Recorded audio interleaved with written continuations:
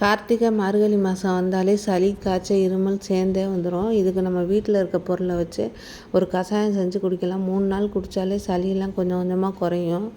குழந்தைங்கள்லேருந்து பெரியவங்க வரலையும் இதை குடிக்கலாம். வீட்டில் இருக்க பொருளை வச்சு தான் நான் இப்போ செய்ய போகிறேன்.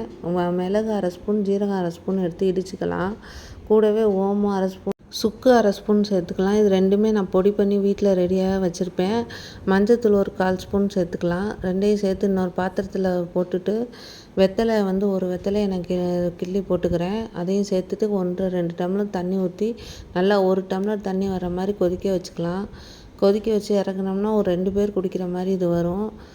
அதனால் நீங்கள் நல்லா கொதிக்க வச்சு வற்றினதுக்கப்புறம் எடுத்து வடிகட்டி குடித்தோம்னா ரொம்பவே நல்லது. படிப்படியாக சளி காய்ச்சல் வீசிங் இருக்கவங்களுக்குலாம் இது ரொம்ப நல்லது. இதை குடிச்சிக்கிட்டே வந்தோம்னாவே சளியெல்லாம் ரொம்ப வராது. வீடியோ பிடிச்சிருந்தா லைக் பண்ணுங்கள், ஷேர் பண்ணுங்கள், கமெண்ட் பண்ணுங்கள், சப்ஸ்கிரைப் பண்ணுங்கள். தேங்க்யூ.